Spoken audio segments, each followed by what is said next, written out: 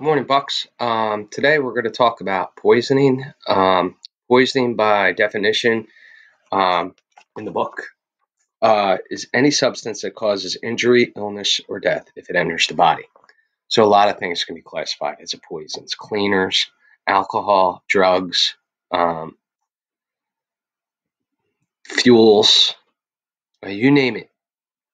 It can be classified as a poison. And the problem with poisons, it can lead to mental problems, it can lead to respiratory distress, and lastly, hopefully not cardiac arrest.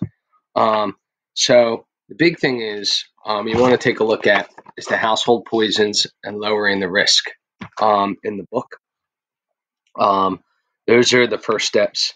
But drug overdose could be considered poisoning. There's alcohol poisoning, carbon monoxide poisoning, poisoning of gases, and that's why we want to call when we see an adult down unconscious. We want to call first if they've been poisoned or intoxicated or something wrong. It could affect us as well.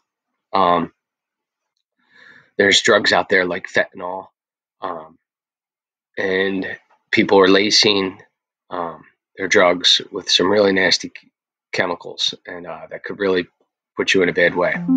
So we need to recognize if someone's been poisoned, and that could be abdominal pain, nausea, vomiting, or diarrhea, and that could be food poisoning, trouble breathing, change in level of consciousness, seizures, headache, dizziness, or weakness, or fainting. Remember, seizures and fainting are signs and symptoms of poisoning or anything really. Abnormal skin color, sweating. And that's why we need to check the scene. We need to do a head-to-toe check, and we need to go through sample or interview bystanders. So when we're checking the scene, we're looking for clues. Are there any unusual sounds? Like for carbon monoxide, maybe there's a carbon monoxide detector going off, but you won't smell carbon monoxide. Open or spilled containers, unusual odors, burns around the person's mouth, or strange odor on the person's breath. The presence of other people who are ill. That's a big one. Like I remember once I was at a restaurant called Maggie O'Neill's. It's in Drexel Hill. It's no longer there. Somebody released a mace canister. I was eating wings. I didn't know there was mace. I'm already on fire. But everybody started throwing up around me. That's a sign that there's a problem. To give first aid care for poisoning, first size up the scene and form an initial impression. We need to remove the person from the source of the poison, if you can do so without endangering yourself, or we have to remove that poison from that person.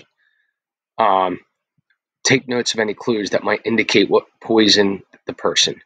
Like kids get into things, and that's why we need to make sure cabinets are safe, or that we educate our children not to do things. Try to find out the type of poison, the amount taken, when it was taken, and how much the person weighs. That's important. Weight plays an important role in what we can withstand. Lastly, you're going to you're going to put the person in a recovery position if they're vomiting or they're breathing, but they're not in a good way. And we got to be prepared to do CPR. If the person is showing signs and symptoms of a life-threatening condition or multiple people are affected, call 911 or the designated emergency number. If the person is responsive and alert, call the National Poison Hotline at 1-800-222-12222 and follow the advice given. And so there's a couple myths.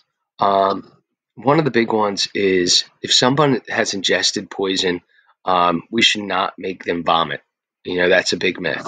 And then there's more things we shouldn't do, and we should. We definitely need to call 911, and we definitely need to or call the Poison Control Center. So if you have any questions,